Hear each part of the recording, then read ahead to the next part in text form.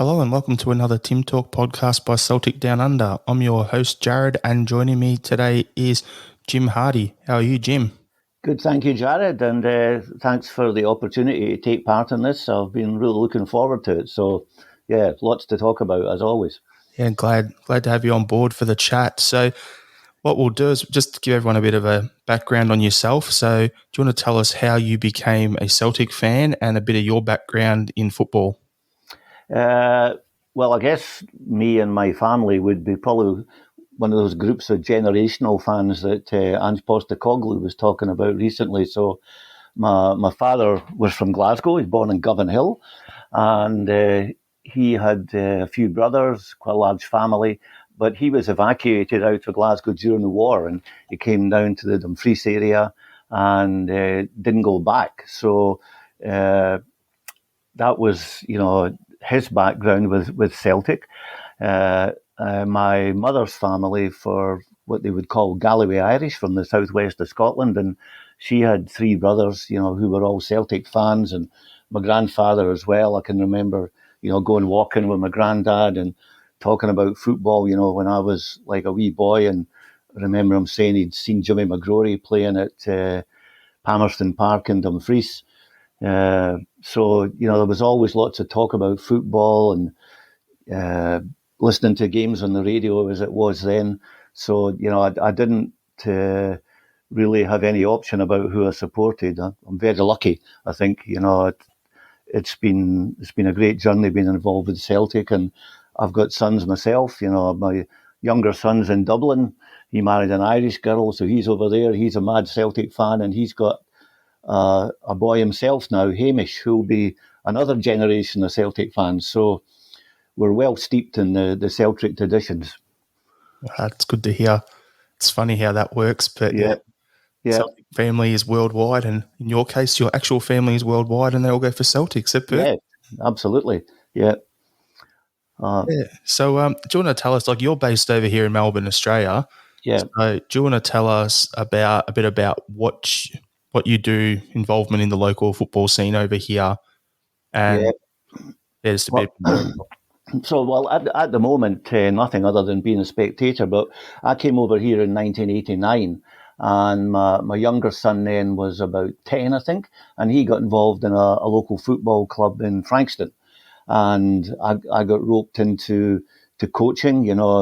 They heard I was Scottish, and like lots of junior teams at that time, coaches were volunteers, and so I got involved in that. And I had played a wee bit in Scotland and did play a wee bit here in Australia when I first came here. So, but the coaching, I was ready to stop playing at that time. I really enjoyed it, and took it very seriously, and did all my badges through the Victorian Soccer Federation as it was then.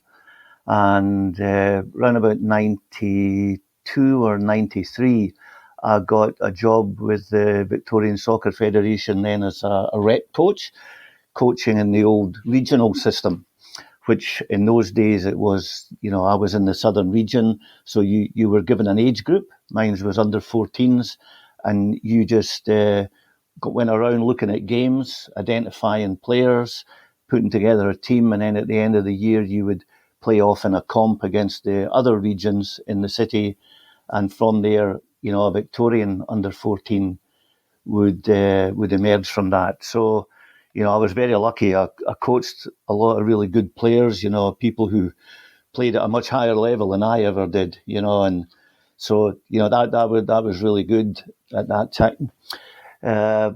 Then I got involved not long after that. My son was going out with a girl who was a footballer, and she played at Seaford, and she asked me if I would coach, the women's team out there.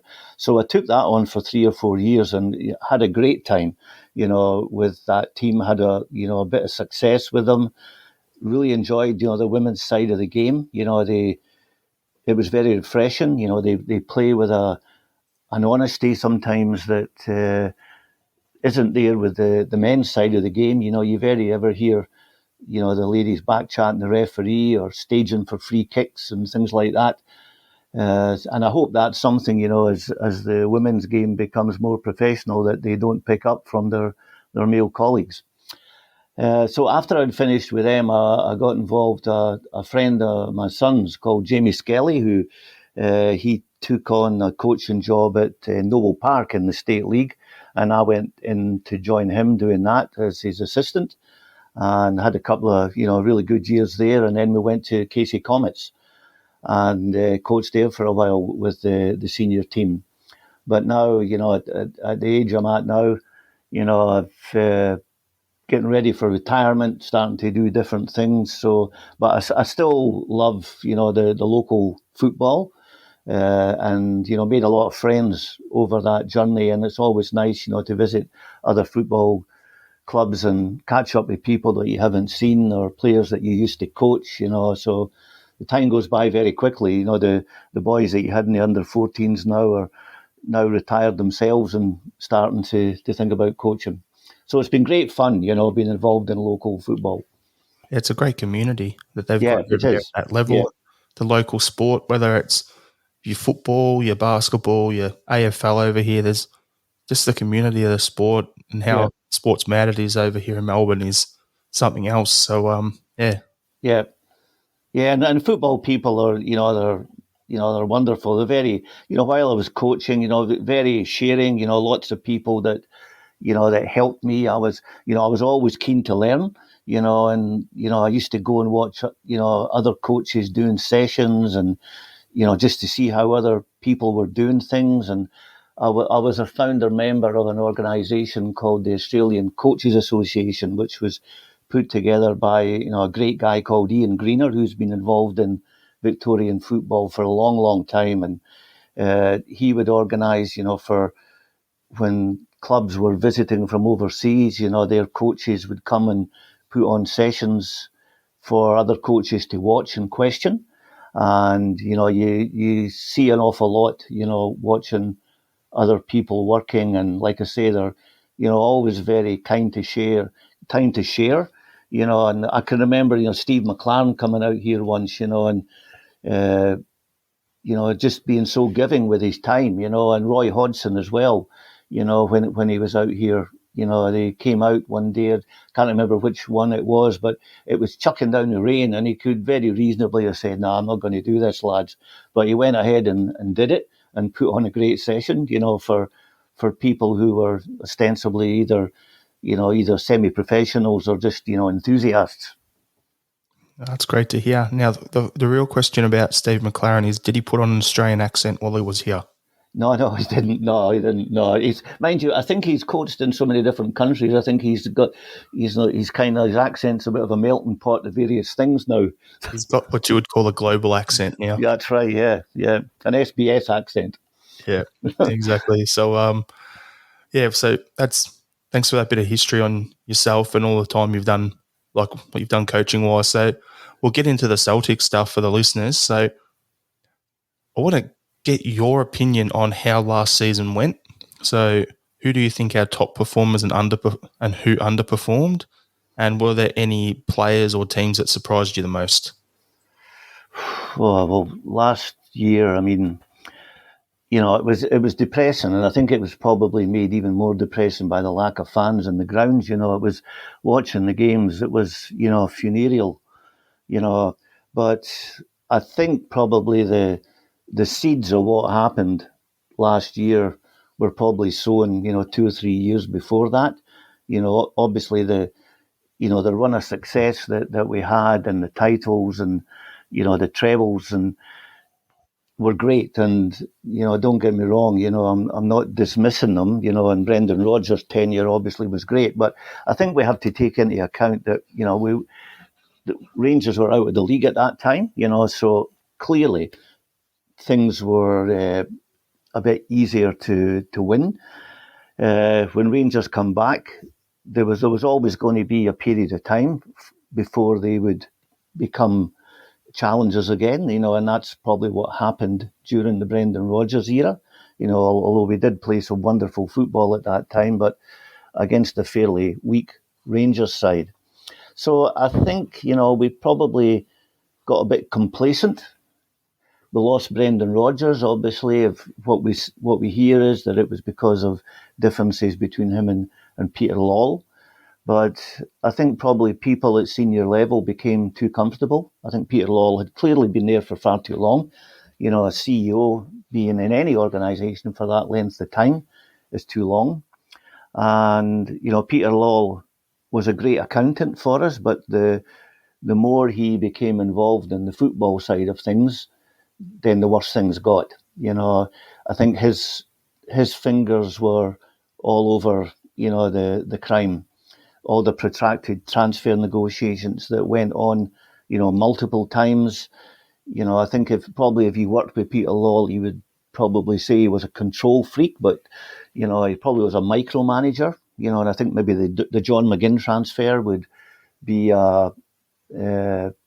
know, evidence of that. And the fact that, you know, so many times we went into the Champions League qualifiers, you know, underprepared. I mean, it just became an annual event. So I think, you know, the seeds of what happened last year were, you know, were sown a few years before that due to complacency. And obviously the Neil Lennon appointment, you know, it's been said many times that, you know, Neil Lennon, apart from having played for Celtic, he didn't really have any qualifications to get our job, but he got it nevertheless. Came in, you know, had that good, you know, the good end of the season, you know, where Edouard and Griffiths hit their straps, and you know we won the league. But after that, from the beginning of this season, I can't remember one game where, you know, I thought that we played well for 90 minutes. I don't think it happened the whole season. Players who played well, you know, at the start of the season, you know, Ryan Christie, you know, I think is a good player. I think he, however, your misgivings might be about him tactically and the fact that, you know, he was just trying to score all the time from impossible angles. You know, the first third of the season, you know, he ran his guts out for the team, you know, but then after that, to me, he played a little bit like Scott Brown used to play, you know, wasting energy trying to do everyone's job. And I think that was probably down to the fact there was a lack of structure in the team. So, you know, he was trying to do too much. I think Christopher Ajer, you know, didn't do himself any harm. You know, he was a consistent performer in a poor side. Callum McGregor, I thought, was again a consistent performer in a poor side. But, you know, outside of that, you'd be hard pressed to give anyone pass marks. You know, the poor performers, I think, you know, the lone players who came in, you know, John Joe Kennedy, you know, Diego Laschalt, Shane Duffy, you know, very ordinary players, you know. And up front, you know, I would probably save my most severe criticism for Edouard. You know, I thought he was an imposter of a centre forward at times last year. You know, Jarrod, I've always believed in a thing called the wisdom of the crowd. You know, that if the majority of people think something, then it's probably because it's right. You know, and in my opinion, Edouard was a disgrace last year. You know, his lack of effort, his selfishness. You know, just get the ball, try and beat everyone and score a goal. To me, I would, if he was one of the ones that was wanting away, and that was his response, I would have left him out of the team and played anyone but him, because they couldn't have been any worse. And it's interesting now, you know, that Brendan Rodgers is interested in him for Leicester City, and also I read this morning that he's considering staying and seeing out his contract. So he'll need to, you know, he'll find Ange Postecoglou a different coach to deal with than Neil Lennon and John Kennedy, I'm sure. Absolutely. Ange won't be coming backwards to come forwards with him. No. He'll be straight in his grill if he's not pulling his weight. So, it's you made a few points there I just want to touch on. So you're talking about last season was in the makings for last couple of seasons. I agree with you on that. And that actually ties into my next question I had for you, which was how do you think our recruitment has been over the last 12 to 24 months? On top of that, though, you mentioned about the loan players. So Laxalt, Duffy, Kenny. I thought their first 2 or 3 games for the club, they were good. And then they just fell off a cliff real quickly. Yeah. So that was a consistent thing with all the loan players. The same thing happened with Ayeti when we bought him. He was good for his first 4 or 5 games, and then he just got no performance out of him off the back of that. Yeah. The one that I wanted to touch on that you also mentioned was Christie. Like, Yeah. you kind of forget how well he did play early on in the season. I'm guilty of it. I just thought he had a bad season. But Yeah. you're right. He played well early on. And then I think it was once Forrest got hurt and he got moved out to the right, Yeah. that's when his performances just dropped big time, Yeah. playing him out of position. So one other thing you said last was about there's probably no games you can remember a good quality 90-minute performance. The only game I can think of would be our Europa League game against Lille. That's pretty much it. Where we beat them over there. That's the only 90-minute performance that I'm happy with for the whole season. Yeah. But there again, to go 2 up and not get not win that's poor form in Europe. Good teams don't do that very often. Yeah, I know. Yeah. Yeah. So how do you think our recruitment has been the last 12 to 18 months? For me, I think what you said earlier about it's been a couple of years in the making has been spot on because we've known Scott Brown's legs were going, so we should have been getting him a replacement. Yeah. We've got Sorrow in, great, but I actually thought Kelmack has been having to cover a lot of Bruni's work as well as doing his own, and that's why he's so burnt out at the moment. So when he looked a lot better once he had Sorrow alongside him, so he didn't have to do as much running. But before that, we had Abui Kawasi. We bring him in for £3.5 million and he did nothing. So that's a major issue. We haven't brought in the left back situation. I like Greg Taylor, but he's no Kieran Tierney. No. And that's the issue a lot of people have with him. But pretty much no one is Kieran Tierney. He's like a top 3 left back in the world, in my opinion. So it's a bit hard to judge him against Tierney. Bolingoli and Taylor, if you put them together, that is Tierney. Spread into 2 players. You had Bolingoli as more of an attack-minded fullback, and then you had Taylor as a defensive one. So we haven't fixed that left back position. Right back is an absolute dog's breakfast.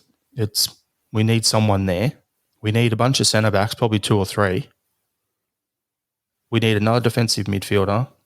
I think we're good at attacking midfielder. We need a couple of wingers, and we need strikers. So do you agree with my assessment of the squad, or do you think that we need to... Well, I think with Ange coming in, then, everyone will start, hopefully, with a clean sheet. And but the lone players, I mean, you're not going to tell me that John Joe Kenny is any better a player than Anthony Ralston on what I've seen. I mean, I agree with you about, Greg Taylor. He's a serviceable left back, good left back, but you're not going to replace Kieran Tierney with likes. But yeah, I would agree with that assessment. The players that we've recruited, I think Peter Law's fingerprints are all over this. We've gone around, chasing, the next Wanyamas, Van Dijks, bringing people in for, not a lot of money and then selling them on to make a profit, and while we've been hunting around Lithuania and outer Mongolia looking for the next world beater, Rangers have snapped up that boy from Dundee, Glenn Kamara, for 50 grand, So, we could be looking a wee bit closer to home, for players. So again, I mean, I think, Peter Law has to take a lot of responsibility for that. And also Nicky Hammond, who's been the head of recruitment, who's now gone.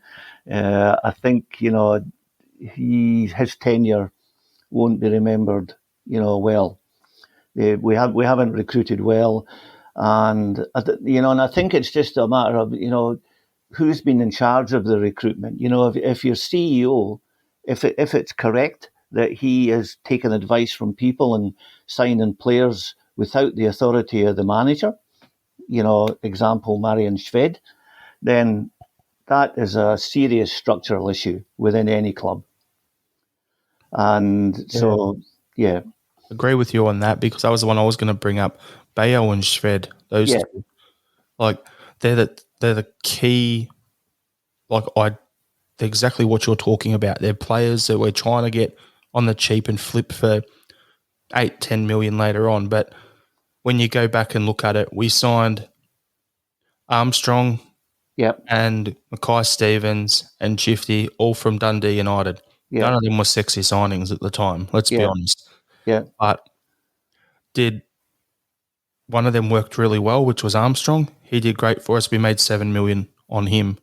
So Celtic needs to have a good Scottish core. And that actually ties into what I wanted to ask you next, which was what you were talking about with Peter Lawwell getting involved in everything. So do you think Celtic needs a director of football? Yeah, well, I've thought long and hard about this one, and I must admit I'm not 100% sure how it would work, because your director of football, you think of someone like more senior, perhaps someone my age, a very senior football figure, like someone like a Rafa Benitez or a Gordon Strachan or something like that. So that's the kind of person that you think about when you think about director of football. Now, does that person then appoint the coach? Because coaches, when they come in, they want to kind of feel loved. They want to know that everyone's got their back, and that they're going to be able to work with the director of football. So there's that side of things, and then if the coach doesn't work out, then who goes? Does the coach go, or does the director of football go, or do they both go? And then you're back to square one. So I'm not convinced about the director of football role. I think maybe a lot of people don't like Gordon Strachan. I do, but someone like Gordon Strachan, I think, to me, would be a good director of football. If someone wanted a sounding board, someone with a background in the game, then I think Gordon Strachan would be at the right age and probably the right mentality for that role. But do you think Ange Postecoglou needs a director of football at his age? I don't. No, that's what I agree with you on there. Because for me, it depends on the club structure. Like if we had have completed the 10, I always thought we'd get the 10, then would go the European model with a director of football, and we put maybe John Kennedy in charge. People would be like, oh, yeah, okay, whatever. We've won the 10. We're happy with that. Let's now bring through the younger kids, and you get that director of football doing the holistic approach on the club. So they've got a list of 10 managers that they're keeping an eye on, so that if, say, it was Kennedy and he moved on, they've got a bunch of people they can call and say, hey, would you be interested? Come in and work under it. And the club keeps running, so we don't have a Rodgers leaving and taking everyone with him situation in the future. Yeah. You'd have a head of recruitment reporting into the director of football. We've got our Colts team coming in. They'd play a similar way that's going to flow on into the seniors in the same way the youth would. So it would all make sense. Yeah. That's it in an ideal world. Yeah. However, bringing Ange Postecoglou in, he has been working under a director of football in Japan. Yeah. But if you brought in someone like Gordon Strachan, I could see Ange knows the way he wants to play. Yeah. So I don't think the dynamic would be quite right, especially when Strachan's son is on the coaching staff at the moment until Ange gets in the door. Yeah. So with Ange coming in, I'm thinking we need 12 months, get him in, get the recruitment set up, and Ange will bring his staff in, we'll get the recruitment right, and off we go. And we're in that structure that we had when Rodgers was there. Yeah. You mentioned Strachan as director of football. Someone, I think, if we had a young manager like Kennedy, the guy I would have loved as a director of football, I actually wanted the head coach and director of football set up, and I wanted David Webb as director of football, and I wanted David Wagner to come in as manager. That's what I wanted before Ange was appointed. Ange is in, being from Melbourne, knowing what he can do. I'm happy with that appointment. So that's neither here nor there. But A guy I would have thought if John Kennedy was going in as head coach for a director of football, perfect guy, in my opinion, would have been Jackie McNamara. Yeah, yeah. I don't know how his health is at the moment, mind you. And that's why I thought director of football would be perfect for him, Yeah, because he had yeah, his stroke and everything, but he's coached, he's done recruitment, he knows the club, he knows the city, which will keep the Green Brigade and all them people happy, but it's also, it wouldn't be as taxing on him and his health because of the stroke he had if he was a director of football. yeah, yeah. And I think the John Kennedy thing. I mean, obviously the club have been very loyal to John Kennedy. Some might say over loyal, but John Kennedy has been very, very loyal to the club. But really, if this guy wants to coach, get out and coach. Should be. He should have Now's been. the time. If he was serious about becoming a top level coach, then he should have been away doing his apprenticeship. Maybe spending some time in Spain or Germany, or with the years he has ahead of him. Go out, learn your craft. Go and work with other people. Like Sean Maloney's done. And then take a team and see if you can coach. But. I just don't know where his ambition is, what he wants to do. I mean, if he's serious about being a coach, he surely is not want to, stay at Celtic as a 2IC forever and a day. Yeah, he should have taken the Hibs job when it went Yeah, to absolutely, Cross. yeah. That would have been Yeah. perfect for him. But if he wasn't going to take it then because he didn't feel ready, fine. I can understand that because of the turmoil at the club and everything at the time. But for me, if you look at it now and go, he was in the chair at the end of the season. It didn't go as planned. We didn't get the 10.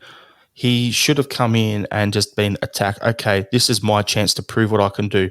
This is the formation we're doing. I'm bringing the kids through. I'm going to be aggressive, but he just did more of the same. Yeah. Which just basically tarnished him. If he had have changed the lineup, put the young kids in, and you go, okay, that's the John Kennedy team. We're playing attacking, aggressive, exciting football. I would have been on board with that. Yeah. For this season. Even if we had lost those games against Rangers, if you could see a pathway and it was looking like it was the right move, I would have been like, yeah, cool, let's go with it. But because it was more of the same, you're right. Yeah. He needs to move on. And I think he needs to move on. Once Ange's in the door, he needs to go, get a gig. Perfect role for him, I thought, this season would have been Dundee United. Yeah. He has to go on, get a role like that, spend a few years there, build a program, and show them what you can do outside of the Glasgow bubble. Yeah, yeah, for sure. And like if he had made those changes and backed himself, and the fans will forgive you if they can see you're having a crack. But what really jacks them off is when you're making the same mistakes week in, week out. Doing the same thing and hoping something different's going to happen. Exactly. And we had a gut full of that this year. Yeah, the definition of insanity is doing the same thing over and over again, expecting something to change. Yeah. And that's pretty much what we had with him in that chair. Yeah. But anyway, exciting times, moving forward. I think Ange will be, a breath of fresh air. I think, we've got some good players there. I mean, I didn't mention David Turnbull, who I thought, he's a player for sure. I think there's a player in Mikey Johnston. I think he's a bit limited and, he's been moved around from pillar to post. He's not a striker, but I think, as a wide man in a 4-3-3 or a 4-4-2, he's a good player, And Mikey needs to get on the teeny diet. Can get the best out of him. He does. Yeah, he needs to bulk up a little bit, and but he's certainly a player. There's something there for sure. It's that balancing act for him though. Like because he's had health issues like injuries and stuff, you don't want him to put on too much bulk up and then lose his speed and explosiveness and everything he's got. But at the same time, maybe carrying an extra 2, 3, 4 kilos of muscle will help him ride some of the impacts he's been taking, especially in Scotland. So. Yeah. And I guess, one of the things, with Celtic, I mean, they must have a decent sports science department because, I mean, I can remember when James Forrest came in the team and, he had tighter hamstrings than Craig Beattie, I think, and you thought, well, this guy's a player, but he's going to be out injured, every second month. But, you look at him and he's not an athlete, really, But they've managed him really well. And the same with Tommy Rogic. Tommy Rogic isn't a natural athlete. He's had a lot of chronic injuries, and he's not a 90-minute player. And I think Brendan Rodgers knew that, and so he's had to be managed, very carefully, to get the best out of his career and to get longevity into his career. So, hopefully whoever's been advising him and James Forrest can, have the same impact with Mikey Johnston, and get him in the team consistently. Yep. Agree with you on that. So Yeah. what current players at the club do you think will more than likely be moving on in the next 6 months, 12 months? Well, with a new manager coming in, it's hard to say. When Chris Ayar has already come out and said he wants to go. So, he can't, he's been very frank. He's played well for us, during last season. And he's come out and been honest and said this is the time to go. And so it'll be up to him and Ange. I don't think, I think if I was Ange, I'd be saying to him, well, listen, son, if you want to go, the best way for you to go is to do your best for me and play out of your skin while you're here. And, if the right offer comes up, then we'll accept it, as long as you're trying. I think that the lone players, obviously, Lascelles, Kenny, and Duffy, obviously, will go. Elyounoussi, I think he's a clever player. Would I pay $5 million for him? I don't know if I would or not, actually. No, I wouldn't. So no, I don't think so. He's a clever footballer, but I think he's. I'm not sure of what his right position is. He's not as good a number 10 as David Turnbull.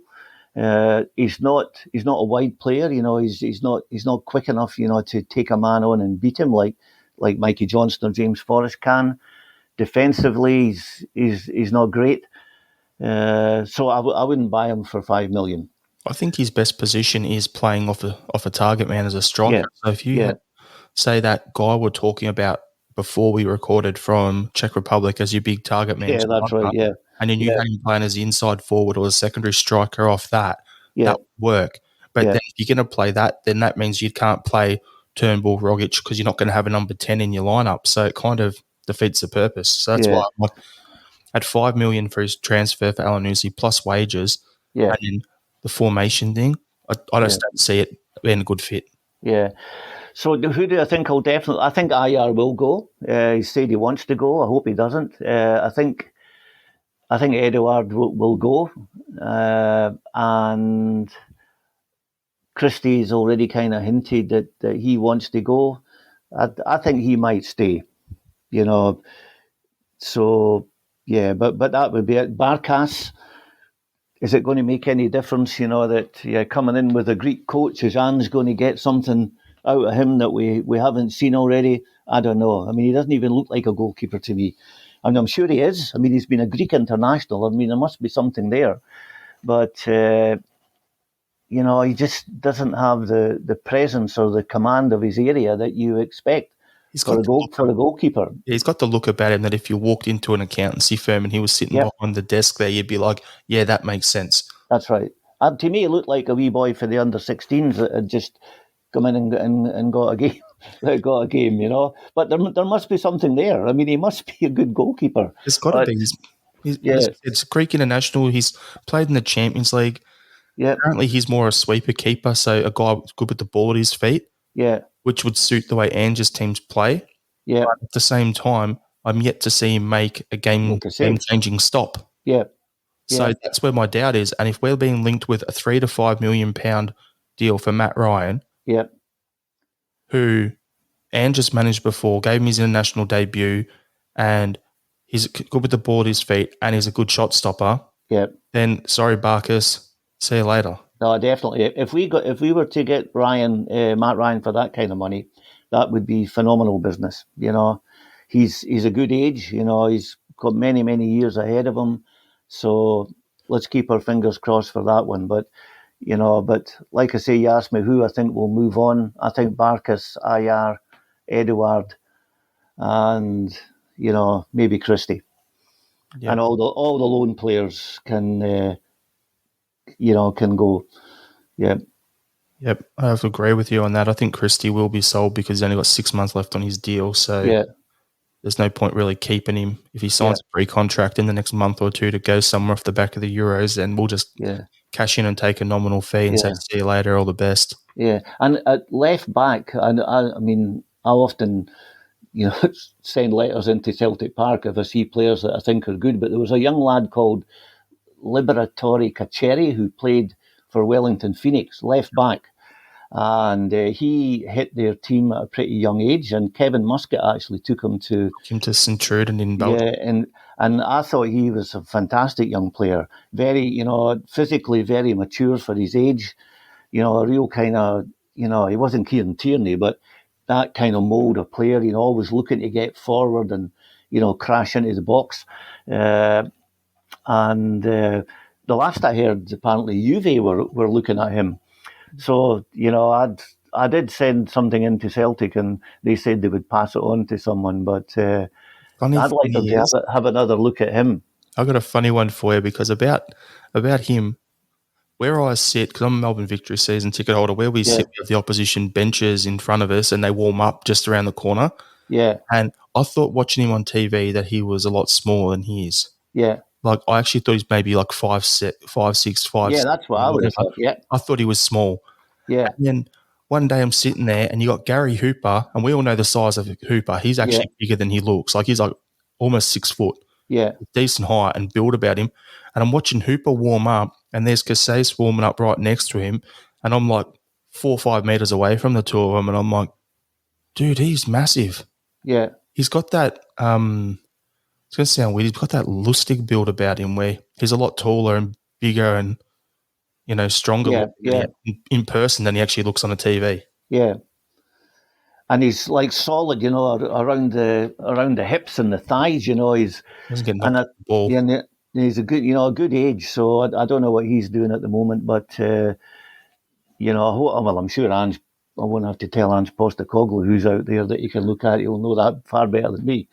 But and also that I haven't seen linked yet, but let's see who listens to this and which of those clickbait websites decide to try and write this up. But yeah, and the other young lad at Adelaide, who the 16-year-old boy who came in and scored that goal in his debut, where he kind of no, it wasn't Traore, it was Mohammed someone or other, and he was 16 and he got in and the centre back he was playing against, I can't remember who it was, but he was an experienced player and he just kind of muscled him out of the way and lined up his shot and tucked it in the corner. And I thought, geez, for 16 years old, that is phenomenal. I don't know what's happened to him. So, but like I say, I'm not one. Who am I to tell Ange Postecoglou who to look for players? I have every confidence in him. Yeah, I know the ones you're talking about. There's those two brothers at Adelaide, right? Yeah. I'm actually quickly going on their website now to have a look. Yeah, there was one called, I think it was Mohammed something his name was. I think it was a Sudanese boy. Yeah, I know the ones you're talking about. Yeah. You got Mohamed Toure and Al Hassan Toure. Well, maybe it was Mohamed Toure. That was him. Yeah. Get the two brothers, sign them up. Yeah. But we're talking about needing wingers as well, and not only are those guys, but geez, Mohamed was born in 2004. Like, dude, he's young as 17. Yeah.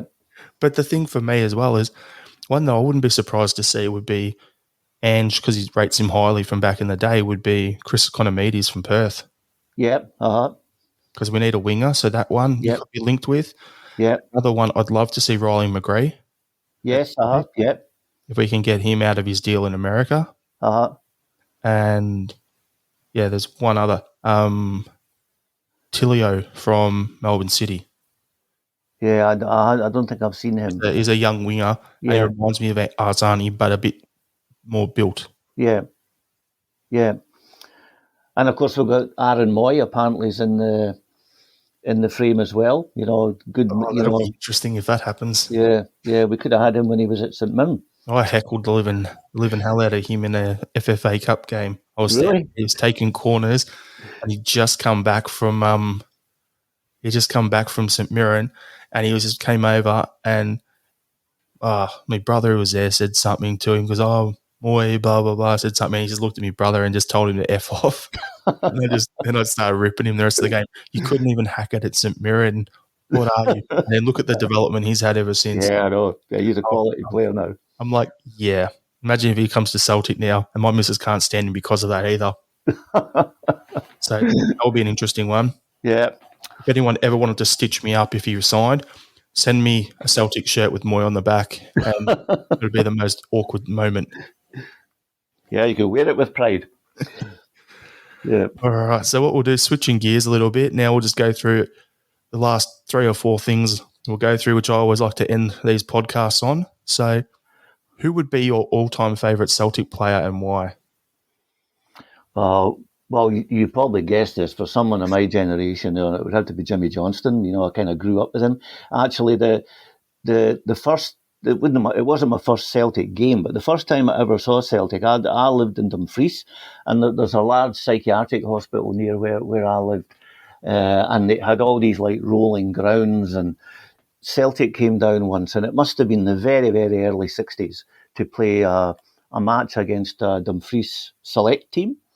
And so they sent the team down just to raise money for the hospital. And they played in this there's a stadium there that normally is a cricket pitch, but they put the goalposts up for the visit of Celtic. And it's a kind of natural amphitheatre with these grass embankments all around it.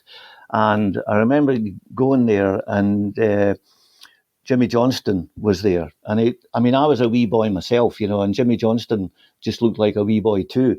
But you know that scene in Schindler's List where it's all like black and white, and then you see the wee girl with a red dress? Yep. Well, it was like this, because everything was green. The grass was green, the sides were green, and I just remember this mop of red hair, from this wee guy. And he was on the bench, actually. Thinking, oh, that's Jimmy Johnston, I've heard about him. But then, I grew up, watching him play.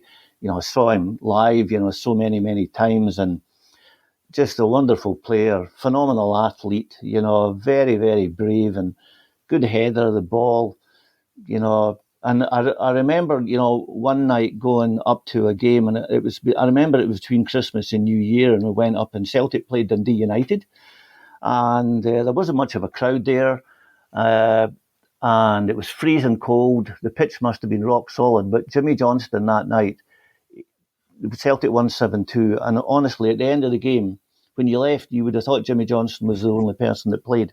He just had the ball the whole night, and he was playing against a guy called Frank Coppell, who was Dundee United left back, who had some time at Man United, played for Scotland, a very good player. And I'll tell you what, Frank Coppell must have been glad to hear that final whistle, because Jimmy Johnston absolutely murdered him. And it was a phenomenal performance, and the game, he was always good against Rangers, always good against Rangers. And so he is my all-time favourite. Do you ever watch any of the film of him playing in Alfredo Di Stefano's testimonial match? No, I haven't seen that. I've just got you should.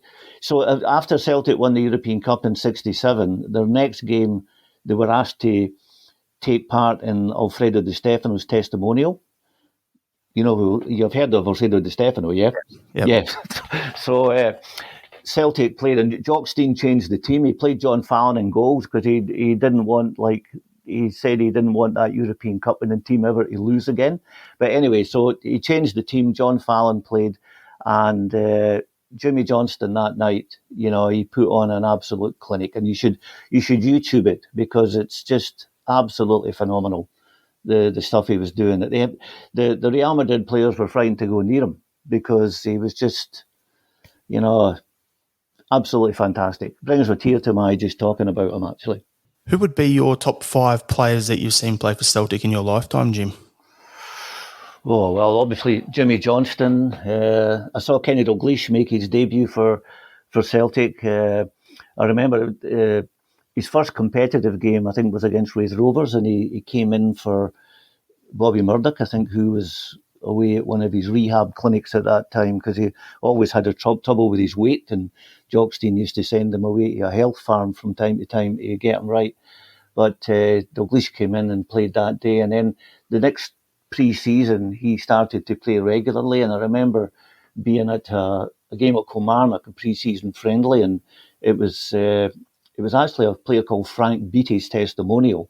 Bertie Auld actually was involved in a challenge that broke Frank Beattie's leg at Celtic Park, and I think that really ended Frank Beattie's career at Kilmarnock, and Celtic arranged a testimonial, and Kenny Dalglish scored 6 goals that day in the testimonial match. So yeah, Dalglish would be right up there.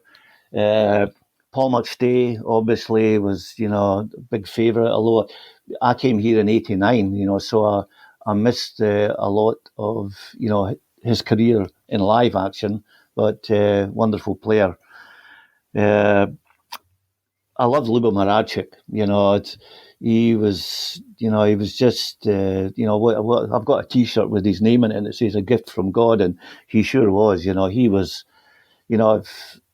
he was as good a player as there was in Europe, and at that time, and the fact that he played with some unfashionable clubs, and I mean, I think Zinedine Zidane had said once, like if he had gone to Juve or AC Milan, he would have been a household name. We were lucky to have him for the few years that we did, and obviously Henrik Larsson. Just again, how lucky were we to get him, and to have him for as long as we did. It says a lot about him, as a player. That he got a break, when he came to Celtic, and he fell in love with the club, and the club loved him, and he rewarded the club, by staying with them, for 7 years. There's a lot of people who I hear getting described in the paper as, Celtic legends. Charlie Nicholas would be one, who couldn't get away quick enough, But, Henrik Larsson, obviously he turned down offers to go to bigger clubs and stayed at Celtic. So that would be my 5: Johnson, Dalglish, McStay, Moravcik and Larsson. But when you think back, the captains of the club that we've had from, when you roll through the names, McNeil, Dalglish, McGrain, Aitken, McStay, Lennon, Brown, it's phenomenal servants we've had for our club. Yeah, we've been very lucky. Yeah, very lucky support to have that quality of player. Yeah, with us for all the years. So yeah, unbelievable. Yeah, those players you rattled off there, no disputing any of them. Yeah, Unbelievable players. It's tough to even do a top 5. You could go to a top absolutely, 20 quite comfortably. Yep, definitely. All right, Jim, what would be some of the most memorable games that you've seen Celtic play in your lifetime, and what would be so memorable to you about those games?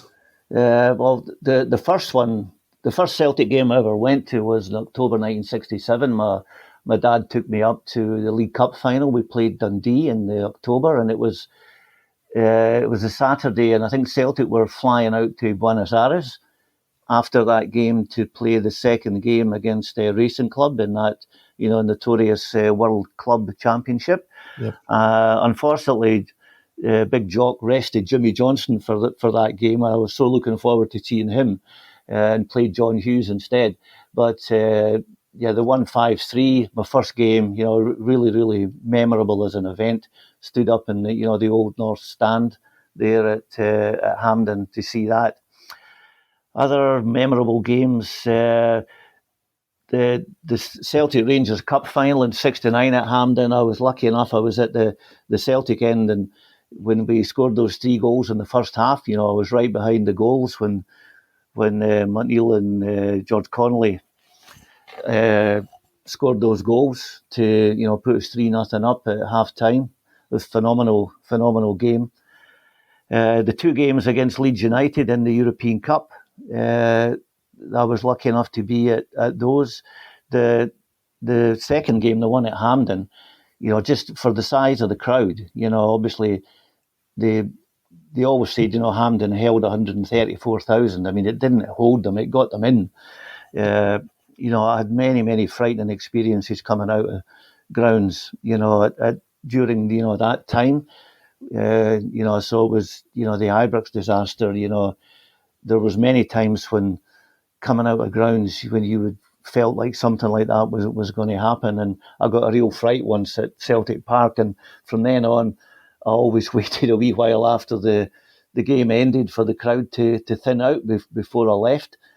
But that night, I mean, a lot of people get in for nothing that night. There must have been about 150 odd thousand there, but just like a phenomenal game. You know, the quality of the football, the intensity of the competition. You know, when you think, well, you know who we had in our team, but you know, Leeds United with Brenner and Johnny Giles and people like that. You know, there were no shrinking violets, and that was under like Revy, wasn't it? a contest in in every sense of the word, physical and skill. And great game, and to get to the final and then lose. I went to that final in Milan. We actually went on a bus from Dumfries to Milan, there and back. I was almost delirious with lack of sleep by the time that we got back. But I was too young to go to Lisbon, and you have all those memories about Lisbon, and the sunshine, and the open air stadium, and obviously the result. But Milan, nothing could have been more different. It was at night, the game. It was cold. It was wet. The San Siro at that time was like a concrete jungle, and just the noise of the Feyenoord fans. I think every one of them had one of those vuvuzelas before they were actually called that, and it was just such a disappointment, to lose in the circumstances that we did. I mean, don't get me wrong, Feyenoord were an outstanding side, but Celtic at their best were better, and whatever happened, behind the scenes that night, then we weren't at our best that night for sure. And so that we should have had a second European Cup to our name, and that's always a disappointment. So that was probably a memorable game for the wrong reasons. Clinching the cups in our centenary year.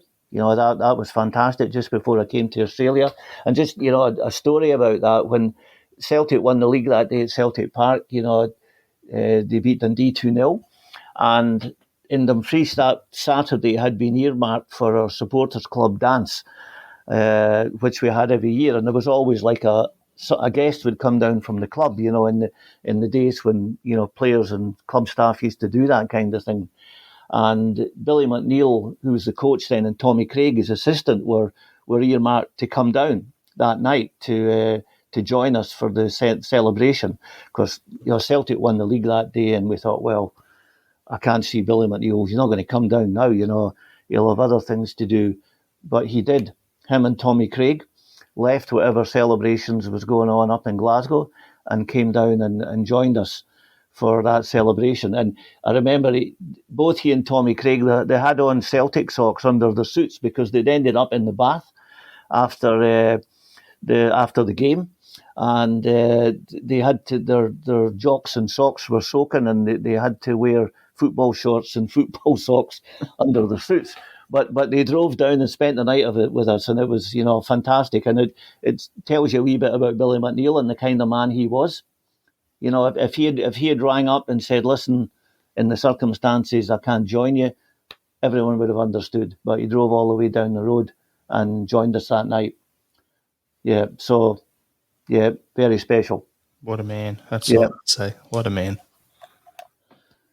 All right, so last question for you: who would be the one player that didn't play for Celtic? I would say other than Messi and Ronaldo. Yeah. That you have seen play and wished that they would have signed for Celtic and pulled the hoops on him? Well, when I saw that question, I thought about that. And obviously you think about people like, some of the great players that, I've thought, oh my God, like Pele or Marco van Basten and, players like that. Juan Roman Riquelme was always a big favourite of mine. But I'm not going to go for one of those world superstars, I would love to have seen Tim Cahill play for Celtic. If, just having seen, Cahill's career and the player that he was, if we had got Tim Cahill from Millwall, if he'd come to us instead of Everton, I think he would have loved Celtic the way he loved Everton, maybe even more. And I think the Celtic fans would have loved Tim Cahill. Just his commitment, his bravery, and just gave you everything he had. Every minute of every game. He was very, very brave player, and I think if Tim Cahill in the hoops would have been a revelation, and I think he would have loved it. So he'd be my pick. So there's just one probably out of left field. Haven't heard that one And he before. is a Tim. He is a Tim, of course. So Haven't heard that one before, but I'd be all over that one too. yeah, It would have been a great signing. it would have been. Yeah, for sure. Yeah. All right. So what we'll do is we'll leave it there. Jim, thanks heaps for your time and having a chat to us about Celtic and your time supporting them and your love of the club. Really appreciate that. Thank you, Jarrod. It's been a pleasure. Like I say, I wish I had $1 for every hour I've spent, talking about Celtic. And you kind of, apart from your family, the club's probably the most important thing in your life. And I mean, it does become part of your family, and if I'm out and about in Melbourne and I see someone with a Celtic shirt on, I always stop and talk to them, and you immediately strike up a bond, and it's very lucky that, to Celtic have given me, so much pleasure over the year and be a bit of pain as well, but, that's all part of the journey, isn't it? But I'm excited about, what we've got ahead of us, and, I hope the fans are patient and give Ange, the time that he will need to get the house in order. But, I'm really, really confident that he will. 100% agree with that and echo those things.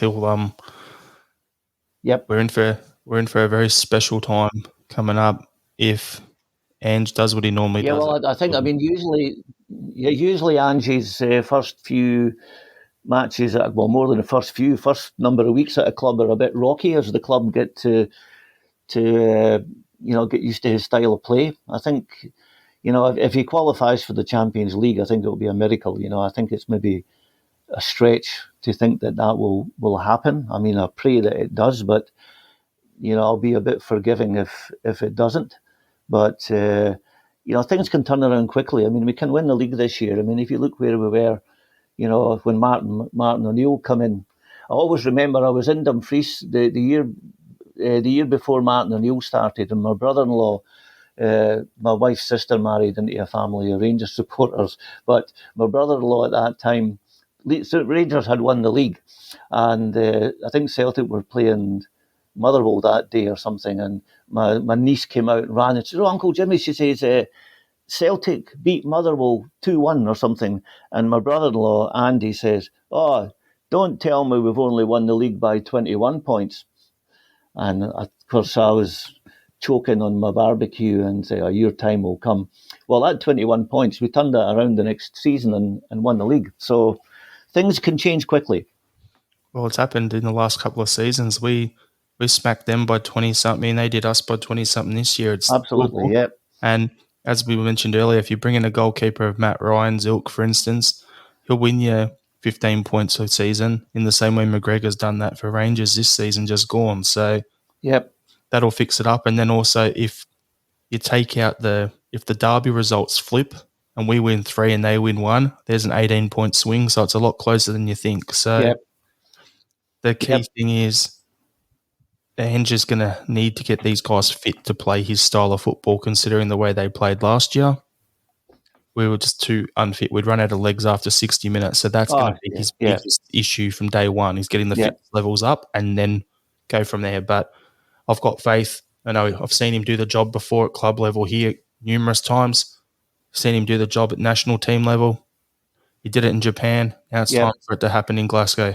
Yeah, no, I'm with you, Jarrod. He's got the runs on the board. I think he's a superior appointment to Eddie Howe. I know a lot of people were disappointed when that didn't happen, but I think we've got ourselves a proven coach and a proven winner. agree with you there. So we'll just Yep. leave it with that sound grab. Yep. Okay. All right. Thanks a lot, Jarrod. It's been a worries. pleasure.